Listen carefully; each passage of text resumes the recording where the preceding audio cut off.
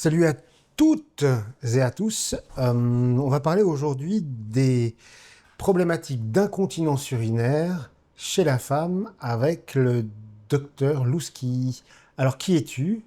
Comment en es-tu arrivé là? Alors moi je suis Ruben Louski, je suis chirurgien gynécologue obstétricien, donc une spécialité assez variée qui prend en charge la femme.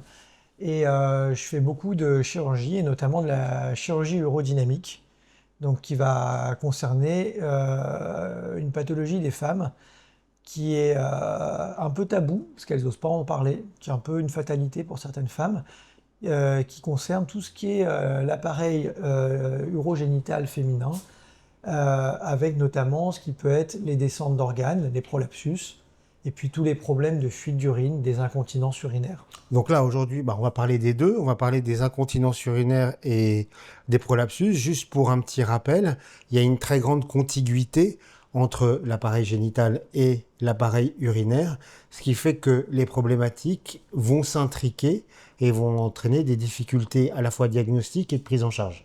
Donc d'abord, dans les incontinences urinaires, parce qu'en fait là, on s'adresse quand même à nos confrères médecins généralistes, et médecins qui vont être confrontés, parce qu'on peut être pneumologue et notre patiente va nous parler d'un problème de miction et c'est pas mal de savoir de comprendre de quoi on parle.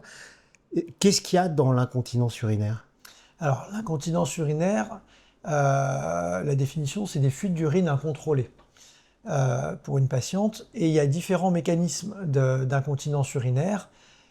Tu peux avoir des incontinences urinaires d'effort, qui vont être liées à une fatigabilité des muscles du plancher pelvien, qui vont se manifester lorsqu'on fait un effort en portant une charge lourde, en toussant, en faisant certaines pratiques sportives. Donc ça, c'est l'incontinence urinaire d'effort. Et tu as un autre mécanisme qui sont les urgenturies, les impériosités, les besoins pressants de faire pipi, qui ont un mécanisme totalement différent, qui sont liés au fait que le muscle de la vessie se contracte. Et c'est important de faire la différence entre les deux, parce que les traitements ne sont pas les mêmes, mais les deux peuvent être mélangés, avoir une incontinence urinaire mixte. D'accord. Et il y a aussi les insuffisances. Alors, juste d'abord une première chose, ça n'a rien à voir avec l'incapacité de se retenir quand on a envie de faire pipi, c'est-à-dire qu'on n'a pas le temps de baisser le pantalon, ou ça aussi c'est une fuite urinaire. Alors, si tu n'as pas de fuite d'urine, tu peux avoir ce qu'on appelle le syndrome de la clé dans la serrure.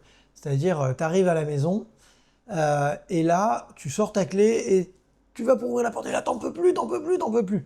Mais ça, c'est quelque chose d'assez psychologique. Oui. Si ça aboutit à une petite perte d'urine. C'est-à-dire que t'as vraiment pas le temps. Quelqu'un qui n'a pas de problème urinaire, il a toujours quand même le temps. Normalement, si tu n'as pas de problème urinaire, bah, tu n'as pas de fuite. Donc, on est d'accord. Il faut qu'il y ait une fuite. Voilà, s'il y a une fuite... Si tu arrives à te retenir, il n'y a pas d'incontinence urinaire. D'accord. C'est juste une sensation, mais qui n'aboutit pas à l'incontinence. Tu m'avais parlé de pathologies neurologiques aussi?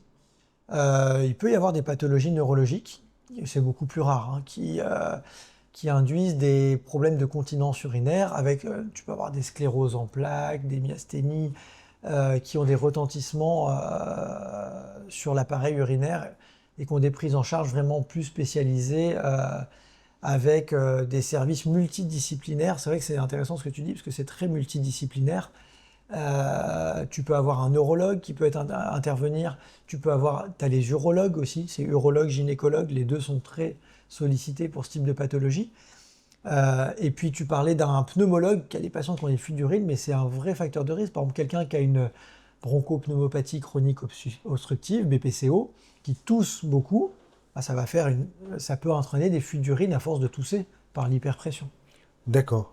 Je suis médecin généraliste. Alors, avant de ça, relation entre incontinence urinaire et grossesse postpartum. Est-ce que c'est systématiquement lié ou pas vraiment? Alors, à chaque période de la vie génitale d'une femme, tu peux avoir des problèmes liés à tout ce qui est urodynamique, descente d'organes, fuite d'urine. Il y a un rôle hormonal aussi qui peut être joué par la grossesse. Également chez des femmes, il y a eu des études qui ont été faites chez des femmes ménopausées sur celles qui avaient des traitements hormonaux ou pas. Est-ce qu'elles ont plus de descente d'organes, de fuite d'urine? Donc par exemple, pendant la grossesse, tu vas avoir 30% des femmes qui vont avoir des fuites d'urine pendant la grossesse. Et ça va régresser dans le postpartum. Tu as également la statique pelvienne qui va intervenir sur des fuites d'urine, sur des descentes d'organes. Tu peux avoir une descente d'organes chez une femme pendant la grossesse ou dans le postpartum immédiat qui va régresser dans les mois qui suivent parce qu'il y aura moins d'hormones et surtout il ne faut pas s'empresser d'aller opérer des gens dans ce genre de contexte. C'est ça, on n'est pas dans l'urgence de toute manière. Quoi qu'il arrive, on n'est pas dans l'urgence. Non. Et dans le postpartum, donc c'est pour ça qu'on va mettre il va y avoir deux populations en gros, ce qui va entourer le péripartum, où là c'est probablement spécifique. J'avais aussi la question par rapport aux femmes ménopausées. Tu as évoqué ça. C'est purement hormonal, les pertes d'urine de la patiente ménopausée ou en périménopause, ou c'est aussi le temps qui passe? Alors, c'est très multifactoriel tout ça. Les causes de descente d'organes, fuite d'urine, c'est un petit peu mélangé les facteurs de risque. Tu vas trouver l'âge, tu vas trouver le fait d'avoir la parité, tu vas trouver l'obésité, le surpoids, c'est un facteur de risque. Dans les accouchements, tu vas avoir le poids de naissance des enfants. Un bébé de plus de 4 kg, ça augmente les risques. Tu ne le sais pas forcément avant l'accouchement. Tu vas avoir le fait d'avoir eu une extraction instrumentale lors d'un accouchement. Le fait d'avoir une césarienne n'est pas protecteur en soi des descentes d'organes, fuite d'urine. Il y a des études qui sont très controversées, mais ça n'a pas été montré comme un facteur protecteur à retenir. Et on sait que la statique pelvienne pendant la grossesse peut déjà modifier et favoriser une descente d'organes, des fuites d'urine. Comme facteur de risque, tu vas avoir aussi le tabac, tu vas avoir les origines ethniques. Je ne sais plus si c'est les Asiatiques ou les Africains qui ont plus de risques. Il y en a un qui est protégé, l'autre qui est un peu plus favorisé. Les professions, où on va porter des charges lourdes. Les gens qui ont des exercices physiques intenses, les sportifs de haut niveau, ça peut favoriser aussi ce genre de pathologie. Donc c'est très multifactoriel. Ok, je suis médecin généraliste, j'ai une patiente, on a exclu le péripartum parce que souvent elle en aura peut-être parlé à son gynécologue, où on est plus informé qu'il y a des troubles de la miction chez la femme dans le postpartum avec la rééducation périnéale, etc. Mais c'est pour ça qu'on ce sera... On parlait avec le gynécologue à la consulte du postpartum ou la sage-femme, c'est systématiquement abordé comme sujet. C'est pour ça. Donc on le met complètement à part. Voilà, j'ai une patiente qui me dit, et c'est quoi les différents cas de figure qu'un médecin généraliste peut rencontrer? Est-ce qu'il doit poser la question? Alors, j'attendais que tu en parles, ou sinon j'allais t'en parler. En fait, il faut poser la question. Parce qu'il y a énormément de femmes qui souffrent dans leur vie quotidienne de cette pathologie, qui sont gênées et qui n'osent pas en parler, parce qu'elles trouvent ça tabou d'en parler, parce qu'elles considèrent que c'est une fatalité avec l'âge. Enfin, c'est comme ça, on le subit, et on n'a pas à subir, il y a des moyens d'aider les gens. Parce qu'il y a une difficulté d'accès aux soins. Donc c'est important de poser les questions aux gens, parce qu'il y a bien plus de gens qui sont concernés, aussi avec l'âge, avec la pratique sportive, et ça permet de dépister. Et c'est quoi les questions types? Si tu avais 4-5 questions types qui mettent en confiance le patient et qui permettront d'orienter. Alors, que ce soit sur des femmes jeunes, sportives, ou des femmes ménopausées, est-ce que vous avez des fuites d'urine lorsque vous toussez, lorsque vous portez quelque chose de lourd, des choses lourdes? Est-ce que vous avez des besoins pressants de faire pipi que vous n'arrivez pas à contrôler? Est-ce que vous avez une sensation de boule vaginale, de pesanteur? Est-ce que vous sentez quelque chose qui sort du vagin? Déjà, avec ces questions-là, tu arrives à dépister pas mal de choses. Deuxième question. Une des patientes donc, est positive à une de tes réponses, enfin de tes questions. Elle dit, soit quand je rigole, quand j'éclate de rire et que j'ai vraiment un fou rire, je perds des urines, quand je porte quelque chose où je n'arrive pas à me retenir, où j'ai peut-être une petite boule mais j'ose pas regarder, etc. Qu'est-ce qu'il doit faire le médecin généraliste? Alors, il y a des généralistes qui font de la gynéco, qui sont sensibles au sujet, donc ils peuvent très bien déjà commencer par examiner la patiente. Mais après, ils peuvent envoyer vers un gynécologue ou un urologue qui fait... c'est bien que ce soit quelqu'un un peu d'orienté, parce que c'est des spécialités un peu... Il y a beaucoup de facettes dans chaque... Que ce soit les gynécologues ou les urologues, tout le monde ne fait pas de l'urodynamique en se spécialisant un petit peu dedans. Donc ils les envoient. S'ils veulent avancer un petit peu l'exploration, il peut y avoir des examens complémentaires. Alors, qu'est-ce qu'on demande? Moi, j'ai pensé à la BU déjà de base. Oui, voir qu'il n'y ait pas une infection urinaire, mais c'est pas les mêmes symptômes, une infection urinaire, quoi. C'est des brûlures, enfin voilà. Ils peuvent demander une échographie pelvienne, voir qu'il n'y a pas un gros utérus avec des fibromes ou un kyste à l'ovaire qui vient comprimer et créer cette sensation de poids ou aggraver la symptomatologie. Ils peuvent demander un bilan urodynamique, qui est un examen qui se fait en consultation, avec une petite sonde dans la vessie, une sonde dans l'anus. On remplit la vessie, on demande quand est-ce qu'ils ont envie de faire pipi, on fait faire pipi, ça enregistre avec des petits capteurs, on voit un peu le profil mictionnel. Ils peuvent également faire remplir un calendrier mictionnel, c'est-à-dire de demander aux gens de noter sur un calendrier dans la journée avec les horaires quelles boissons ils prennent, quelle quantité ils boivent, quand est-ce qu'ils vont faire pipi, essayer de quantifier un peu combien ils font pipi, parce qu'il y a des gens qui prennent, des femmes qui boivent énormément de thé, qui boivent énormément de café, qui boivent énormément le soir, parce qu'on a des vies où on est en train de courir toute la journée, on ne boit pas la journée, le soir on arrive, on boit 1,5 litre, donc forcément la nuit, on se lève 3 fois pour faire pipi.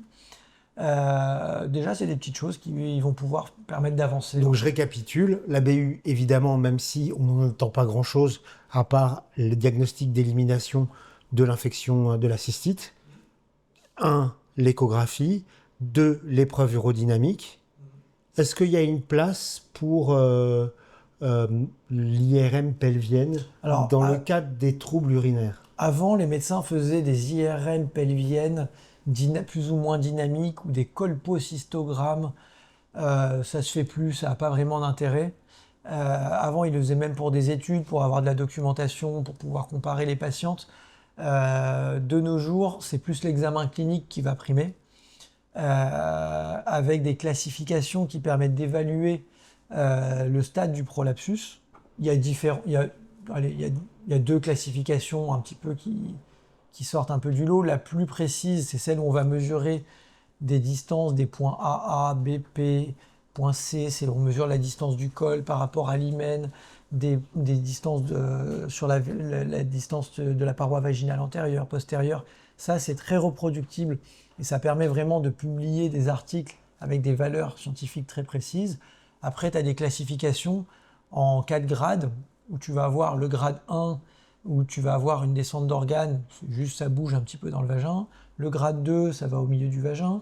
Le grade 3, ça va jusqu'à l'hymen. Et le grade 4, c'est lorsque la descente d'organes est extériorisée.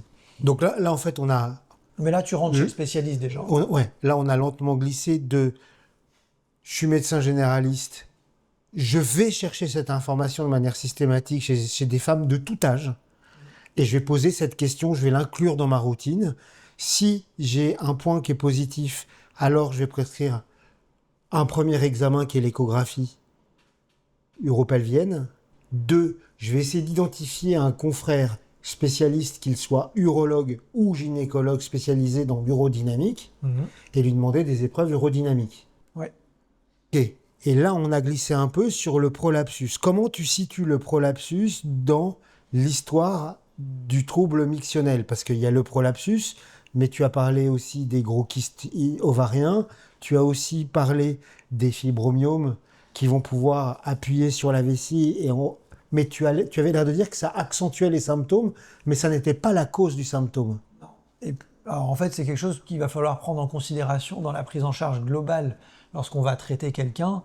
C'est-à-dire que si on décide de faire une intervention pour une descente d'organes, si quelqu'un a un gros utérus énorme avec des fibromes, il va falloir prendre en charge l'utérus également dans la prise en charge chirurgicale de la descente d'organes. C'est marrant parce que je comprends en t'écoutant. En réalité, les problèmes de la miction chez la femme, nonobstant des cofacteurs qui peuvent être l'accouchement et qui peuvent être des facteurs locaux comme des fibromes, comme des kystes ou comme des lésions intrapéritonéales qui vont pouvoir appuyer, c'est essentiellement une question anatomique de rapport et de capacité de continence de la vessie et de se retenir. Donc c'est vraiment de l'urodynamique pure. L'utérus, par un utérus fibromateux, qui est gros, ou un gros kyste aux ovaires, il peut te comprimer la vessie. Mais ce qui donne te donner l'envie d'aller faire pipi régulièrement, ou une sensation de pesanteur, une pollacurie, aller souvent faire pipi. Mais la descente d'organes et l'incontinence urinaire, faut pas se baser sur est-ce qu'il y a un fibrome, est-ce qu'il y a un kyste de l'ovaire. Voilà, c'est ça, c'est vraiment distinct. C'est distinct, mais il faut le prendre en compte dans la prise en charge globale du patient. Et l'histoire hormonale, c'est-à-dire comment on l'intègre dans In the Whole Story. C'est mineur. C'est mineur. Non, c'est mineur. Ok, donc c'est en fait essentiellement une histoire anatomique. Ouais, pas mal. Et c'est une histoire où en fait il y a des facteurs de risque, on en a cité plusieurs, mais il y en a certains sur lesquels on ne peut pas travailler sur tout. On ne peut pas travailler sur l'âge, on ne peut pas travailler sur la génétique, on ne peut pas travailler sur le nombre d'enfants qu'a quelqu'un, mais on va pouvoir travailler sur la rééducation préventive dans le postpartum, sur la perte de poids, sur le sevrage du tabac, sur le traitement d'une constipation ou d'une pathologie pulmonaire qui fait que quelqu'un tousse ou pousse beaucoup pour aller aux toilettes. Ouais, tous des facteurs aggravants Voilà, qui vont exactement. en fait... D'accord, donc il y a un substrat anatomique et il y a des facteurs aggravants qui sont soit hygiéno-diététiques, soit anatomiques en plus par des pathologies qui préexistent. Mais dans le fond, on a envie de mettre l'obésité comme le fibrome. C'est un peu pareil. Oui, voilà. C'est-à-dire c'est des choses qui doivent se traiter à part. Et donc la prise en charge urodynamique, elle est holistique. Elle est vraiment globale et c'est la qualité de vie comme des copathologies, comme le problème dont on va parler maintenant, qui est le problème de la descente d'organes qui va... donc c'est le prolapsus qui va entraîner les troubles de la miction. Parce que je vais reposer, du coup je vais poser la question moi. C'est quoi la cause des troubles mictionnels si tu devais en donner une, la cause principale qui est le cœur de ton activité? Alors une, c'est pas possible, je t'ai dit c'est multifactoriel. Oui, non, mais si on enlève les cofacteurs, Ça dépend des mécanismes également. Je t'ai dit, il y a deux mécanismes. Il y a les incontinences urinaires d'effort. La cause, on va dire, fatigabilité musculaire avec l'âge du plancher pelvien. Ok. Voilà, je simplifie. Urgenturie, réaction neurologique des muscles de la vessie qui se contractent de façon involontaire et incontrôlable. Ça, c'est encore un... Voilà, si tu veux une cause pour chaque... Merci. Pour chaque... Non, mais ça permet de mettre dans des cases, parce que moi je découvre. Ouais. Et du coup, bon, on a fait l'échographie. Qu'est-ce qu'on attend de l'échographie? Qu'est-ce qu'un médecin généraliste, il va avoir un résultat d'échographie? Qu'est-ce qu'il en attend? Alors l'échographie, ça ne va pas t'expliquer l'incontinence urinaire d'effort, ça ne va pas t'expliquer une descente d'organes, c'est juste pour éliminer d'autres pathologies qu'il faudrait prendre en charge en même temps. Si tu opères quelqu'un d'un prolapsus ou d'une descente d'une fuite d'urine et que tu lui laisses un énorme utérus qui vient tout comprimer, bah, tu ne vas pas réussir à le soulager. Donc, Et après, on parlera de la prise en charge chirurgicale. Ouais. Et de l'autre côté, du coup, le diagnostic, c'est la consultation avec le praticien spécialiste. Et l'examen clinique. Et le spécialiste qui va dire, voilà, je prends une décision. Oui, mais tout ça, les examens complémentaires, j'ai envie de te dire, c'est secondaire. Le plus important, c'est l'interrogatoire et l'examen clinique. Voilà. Là, tu dépistes. Alors, tu m'as marqué des petites choses, c'était sur le retentissement, enfin des pertes d'urine et de l'incontinence urinaire dans la vie d'un patient. Alors, tu m'as marqué plein de choses. Est-ce que tu peux détailler? Alors, bon, on va prendre, pour simplifier, deux cas de figure. Un que j'aime bien parce que je suis assez sportif, donc l'incontinence urinaire chez les femmes sportives. Tu peux avoir, je crois, moins de 10% des jeunes entre 16 et 20 ans qui font du sport qui ont des fuites d'urine. Et quand tu as des sportifs de haut niveau, eh ben, ça peut nuire à leur performance parce que ça les empêche de s'entraîner, parce qu'en compétition, elles ne peuvent pas se donner à fond parce qu'elles ont peur d'avoir des fuites d'urine. Donc là, c'est un retentissement sur la vie personnelle et même la vie professionnelle, si c'est une sportive de haut niveau et que c'est son métier. Ensuite, tu peux avoir un retentissement, on va prendre un autre extrême, des femmes très âgées qui peuvent être en institution et qui ont une descente d'organes, des fuites d'urine, qui se retrouvent incontinentes avec des couches. Du coup, elles s'infectent, du coup, elles osent plus se lever, elles osent plus aller avec tout le monde, avoir une vie sociale, parce qu'elles se disent « je sens l'urine, dès que je me lève, je fais pipi dessus, donc je peux pas être avec les gens parce que j'ai honte ». Donc tu as ce côté-là. Puis à l'intermédiaire, tu as énormément de femmes de 40-50 ans qui ont eu leur grossesse, qui font du sport, ou qui vont plus faire de sport parce qu'elles ont peur d'avoir des fuites d'urine, qui vont être gênées même dans leur vie sexuelle, leur libido, parce qu'elles ont peur de se libérer et d'avoir une fuite d'urine pendant un rapport. Donc voilà, il y a pas mal de situations. Du coup, en fait, quand je t'écoute, je me dis, il y a plein de situations et que c'est probablement... Est-ce que pour toi, c'est un problème qui est sous-évalué Ah ben bien sûr, et qui est sous-pris en charge? bien sûr. Non, mais C'est même on peut presque dire que ça peut devenir un problème de santé publique. Alors, on s'en occupe moins parce que c'est pas un cancer, vous n'avez pas un os cassé qu'il faut réparer et qu'il faut aller le chercher le problème et que la société, elle a assez de problèmes comme ça, donc elle n'a pas envie d'aller chercher les problèmes, mais en fait, c'est un vrai problème pour les femmes, pour leur qualité de vie, et c'est pour ça qu'il faut le rechercher. Oui, et puis ça s'intègre un peu dans le cadre de la négligence de la santé de la femme, Exactement. qui est de manière systémique constatée, et donc on ne parle pas d'un problème qui est mineur, et en plus ça concerne les femmes. Voilà, on a envie de dire ça un peu comme ça. Donc, vraiment, le message, c'est pour les collègues médecins généralistes, c'est chercher ces signes en faveur d'eux. Si vous avez une appétence gynécologique qui sont plutôt formés, et assez facilement chercher un référent qui fait de l'urodynamique et qui fait de la statique pelvienne chez la femme pour qu'elle soit prise en charge, quel que soit son âge. Exactement. Et le deuxième point, c'est il y a des pathologies périnatalité qui sont parfois régressives et c'est en aucun cas une urgence parce que des symptômes peuvent apparaître avant la grossesse, pendant la grossesse et disparaître après la grossesse, voire même apparaître en postpartum mais régresser complètement après un certain temps. Donc avoir un référent surveillé, c'est intéressant, mais il n'y a pas d'urgence à s'en rendre. On peut très bien voir les patients dans le postpartum pour les examiner, les rassurer, et leur dire on se revoit dans 3 à 6 mois. Moi, j'ai des patientes qui ont eu des centres d'organes qui m'ont été adressés pour être opérés et à 3 mois de l'accouchement. Et je leur ai dit, allez, on se revoit dans 3 mois. Et 3 mois après, elles viennent me voir, je les examine, il y a 0 descente d'organes. C'est pas possible, c'est pas la même patiente. Si, c'est la même patiente. Et je leur dis, vous voyez, madame, vous êtes en train de me supplier de vous opérer. On n'a rien fait et tout va bien.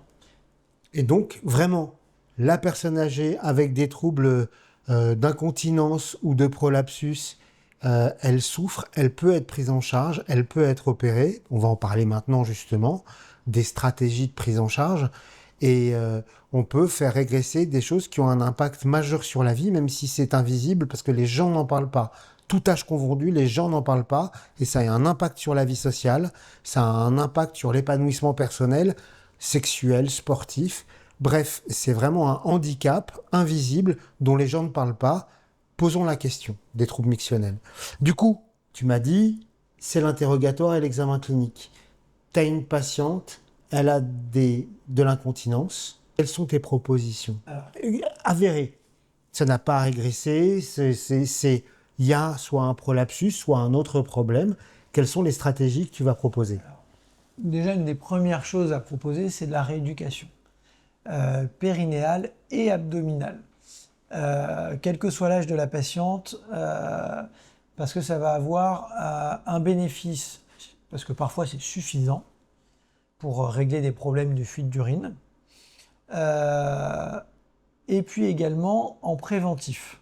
C'est-à-dire que si tu fais de la rééducation à une patiente, même si tu sais que tu vas finir par l'opérer parce qu'elle a une descente d'organes extériorisée, tu sais que ça ne va pas régresser, tu ne vas pas tout récupérer, c'est pas possible.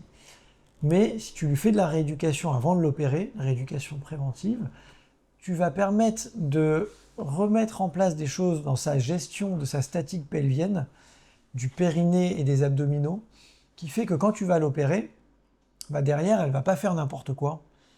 Elle va bien gérer son périnée et ses abdos, et elle ne va pas avoir le facteur déclenchant de la pression intra-abdominale qui est supérieure à la résistance du périnée et qui fait qu'elle risquerait de récidiver malgré une opération. C'est comme la rééducation pré-ligament croisé, où tu vas en fait augmenter ta masse musculaire et la stabilité de ton genou pour quand tu vas être opéré, ne pas avoir trop de fond musculaire et pouvoir avoir un post-opératoire de meilleure qualité. Je ne connaissais pas, mais oui, c'est ça. D'accord, c'est exactement ça. La rééducation, on peut toujours commencer par de la rééducation, surtout qu'il n'y a aucune urgence à opérer les gens.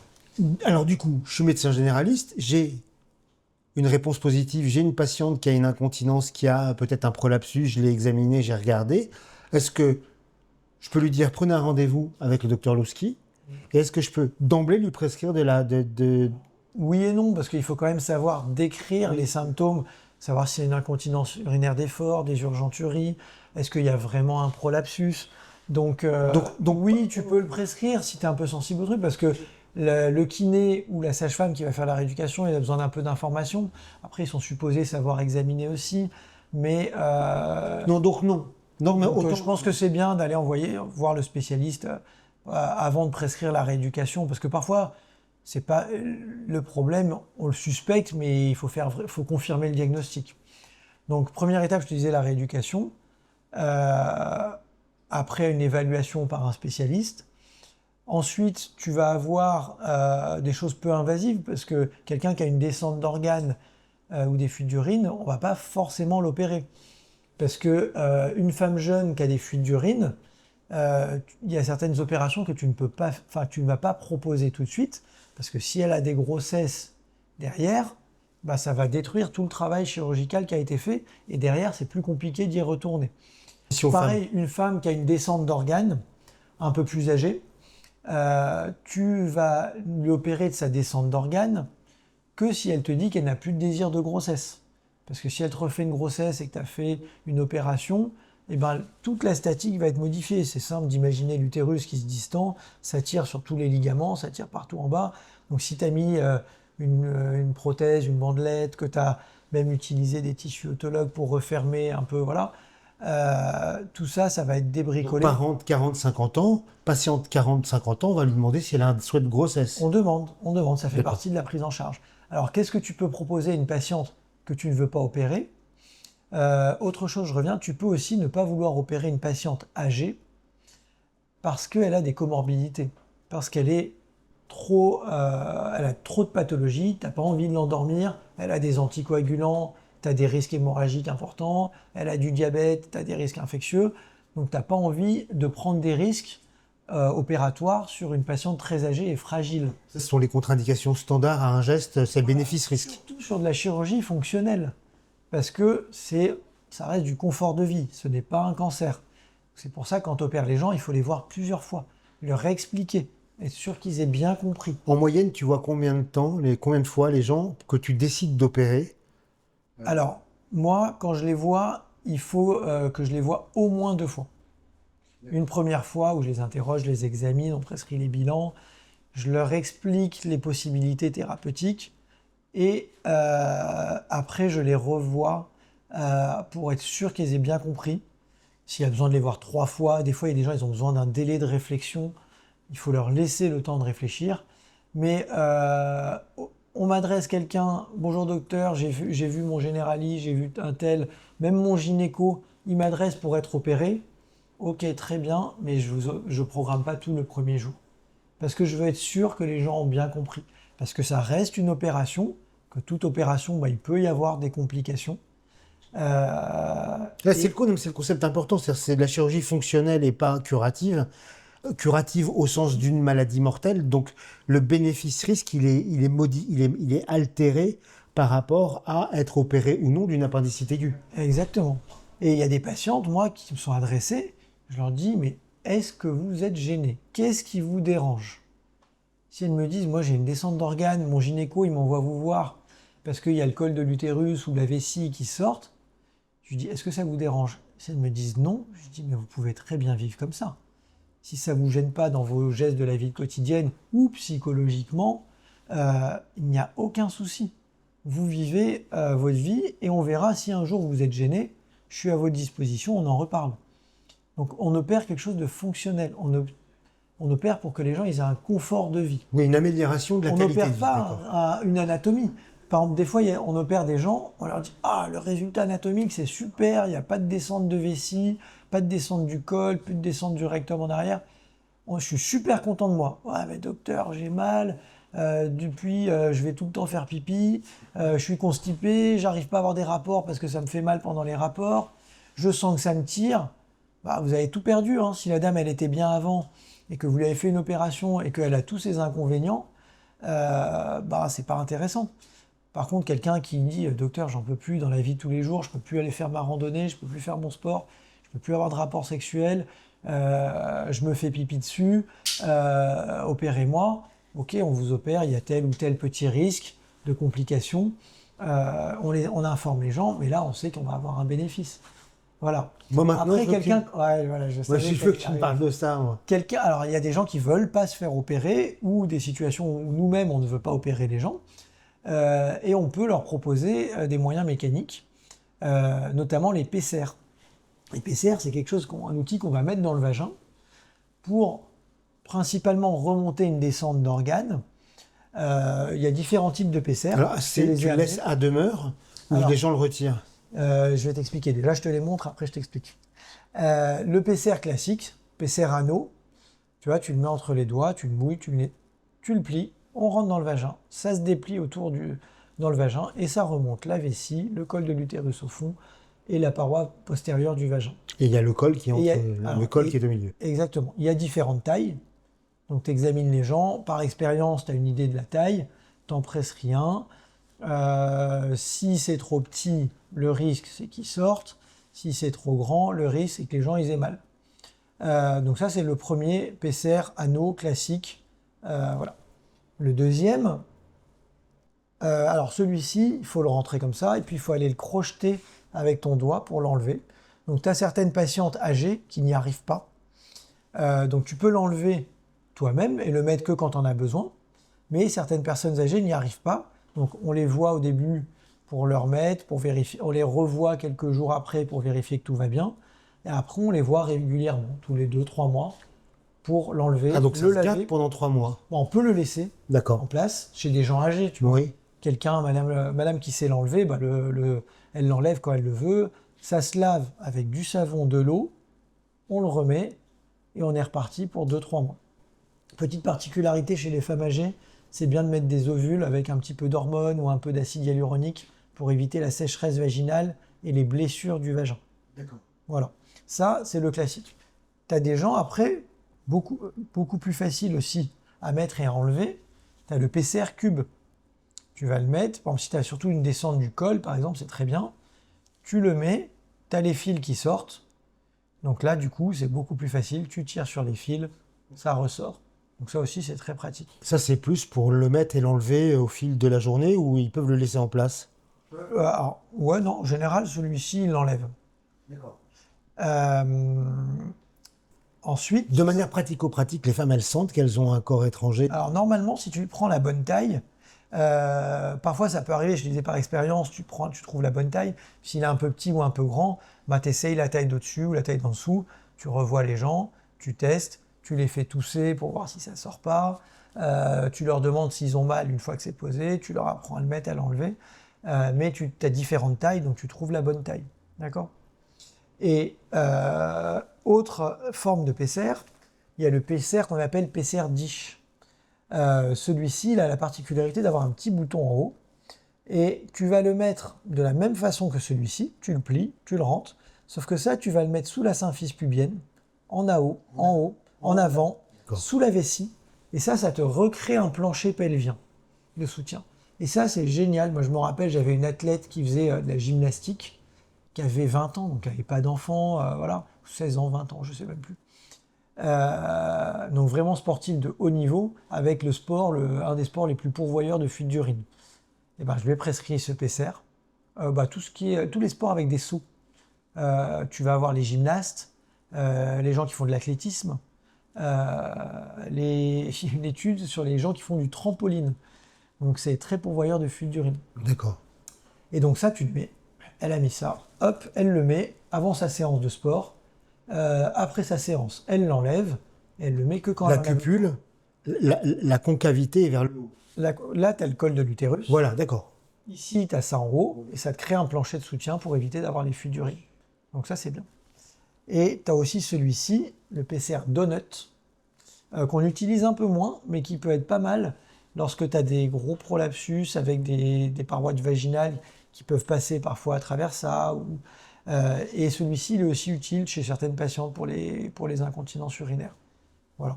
Et celui-ci, on a tendance à l'utiliser un peu moins alors qu'il est très bien aussi. Chacun a vraiment son indication. Et du coup, après, qu'est-ce qu'il va faire? Tu vas basculer dans la chirurgie.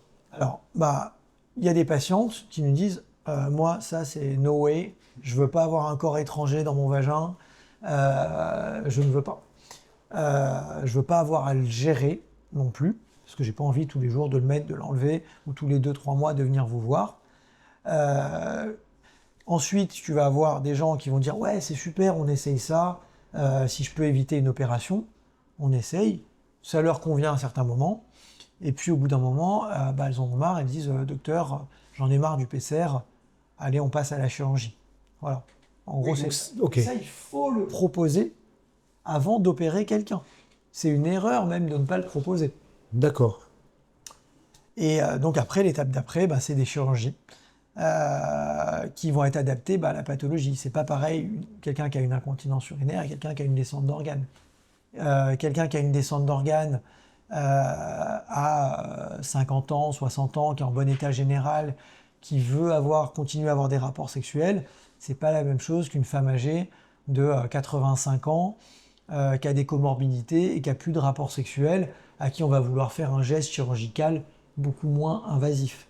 Par exemple, pour les descentes d'organes, la technique, le gold standard, c'est une chirurgie qui s'appelle la promontofixation, qui se fait par célioscopie. La célioscopie, c'est une technique chirurgicale qui est peu invasive, où on fait un petit trou par nombril, 3 petits trous en bas, on gonfle le ventre, et on travaille sur un écran de télévision avec nos instruments.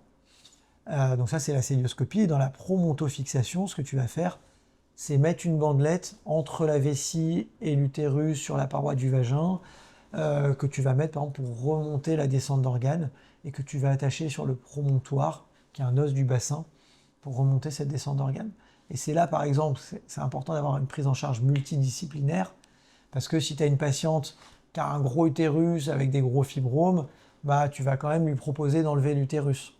Et toi, tu le fais dans le même temps, toi personnellement? Si il y a une indication à enlever l'utérus, oui. Et après, on le propose aussi aux gens. On leur explique aussi que les gynécologues sont un peu plus actifs sur l'utérus et les ovaires que les urologues, parce que nous, on voit les gens derrière quand ils ont un cancer. C'est-à-dire que si tu as fait une promontofixation à quelqu'un sans enlever l'utérus, les ovaires, et que 10 ans après, elle revient avec un cancer de l'utérus ou des ovaires, la chirurgie derrière est plus compliquée. Mais ce n'est pas une indication à enlever l'utérus et les ovaires. Moi, les patientes, elles me disent, docteur, gardez-moi l'utérus, j'ai pas envie. On peut comprendre qu'une femme, même à 70 ans, elle a envie de garder son utérus, même si elle ne va plus avoir de grossesse. Donc la promontofixation, c'est la chirurgie à minima que tu proposerais à une... C'est la technique du gold standard. Technique de référence la plus efficace, moins de récidives, voilà. D'accord, tout âge confondu. Tout âge confondu. Même quelqu'un de 75 ans, moi ça m'arrive de faire des promontos à quelqu'un de 75 ans, qui est en super bon état général. Intérêt de la promontofixation, c'est que tu fais tout par célioscopie, tu touches pas au vagin, et les gens ils peuvent continuer à avoir des rapports sexuels. C'est très peu pourvoyeur de dyspareunie, de douleur pendant les rapports. Par contre, tu as quelqu'un de très âgé qui te dit « moi j'ai plus de rapports, je suis fatigué, l'anesthésie ça risque d'être compliqué », tu vas faire une chirurgie moins lourde, tu vas lui proposer par exemple une chirurgie par voie vaginale, où tu vas faire en général une hystérectomie, et tu vas fermer le vagin. C'est ce qu'on appelait l'intervention de Rouillet, où tu fermes le vagin. Mais là, il n'y a plus de possibilité, par exemple, d'avoir des rapports sexuels. Tu as d'autres gestes, par exemple la sacrospinofixation, la technique de Richter, quand tu as une descente de l'étage plutôt postérieur par la paroi vaginale, quand tu as plutôt ce qu'on appelle une rectocèle, là tu vas disséquer par voie vaginale et tu vas aller fixer le fond du vagin sur le ligament sacro-épineux, qui est un ligament au fond du bassin. Mais ça, par exemple, tu vois, ça donne un peu plus de douleur pendant les rapports sexuels. Donc, tu adaptes ta technique chirurgicale à la patiente que tu as. Et à ses souhaits de vie, de rapports sexuels. Donc, pour conclure, les troubles mictionnels chez la femme à type d'incontinence ou de prolapsus sont des pathologies qui sont ultra sous-prises en charge. C'est pas tellement sous-estimé, c'est que les patientes n'en parlent pas, les praticiens ne le cherchent pas, et la prise en charge qui est bien plus spécialisée qu'on ne le pense, elle n'est pas franchement assurée. Que c'est une chirurgie C'est pas une chirurgie, c'est une prise en charge qui est globale, avec des règles hygiéno-diététiques, des dispositifs, de la rééducation, qui peut aller jusqu'à la chirurgie, mais la chirurgie se discute parce que c'est une prise en charge fonctionnelle et pas curative d'une pathologie mortelle, et que la première chose à faire pour un médecin généraliste, nonobstant la bandelette urinaire, c'est de faire une échographie pour voir les copathologies qui pourront nécessiter une prise en charge simultanée, gros utérus, kyste ovarien, pathologie digestive, et enfin d'adresser le patient et donc d'identifier un interlocuteur spécialisé dans l'urodynamique pour qu'il y ait une prise en charge globale de cette problématique. C'est bon? C'est à peu près ça. En gros, quand on cherche, on trouve. Quand on trouve, on traite que si les gens sont gênés, avec des spécialistes. Je reviens sur une autre chose, parce tu m'as fait parler de la chirurgie, mais on n'a parlé que de la chirurgie du prolapsus. Un petit mot sur la chirurgie de l'incontinence urinaire, d'effort.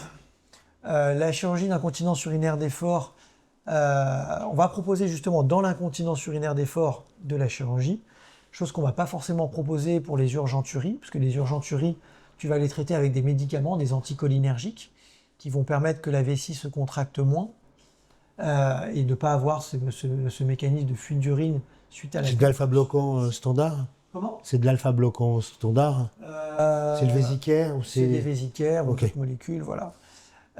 Pour l'incontinence urinaire d'effort, tu vas avoir des techniques chirurgicales. Et je voulais en parler parce qu'il y a des grosses polémiques en ce moment dessus. La technique un peu de référence qu'il y avait, c'était de mettre des bandelettes sous la vessie, bandelettes sous-urétrales, ce qu'on appelait TVT ou TVTO, selon si tu passes par voie rétropubienne ou transobturatrice. Et ça marche quand même dans plus de 90% des cas. C'est une chirurgie qui se fait en ambulatoire. Vous rentrez le matin, vous sortez le jour même. On met une petite bandelette sous la vessie par voie vaginale, donc mini-invasif, très peu de cicatrices, enfin cicatrices qui disparaissent, on ne voit plus rien, qui est très efficace. Mais en ce moment, et c'est important d'en parler, parce qu'on ne le dit pas, mais en fait on est dans une période de médico-légal où il y a énormément de plaintes de patientes, dans toutes les spécialités d'ailleurs, hein, mais sur l'urodynamique, avec les poses de bandelettes.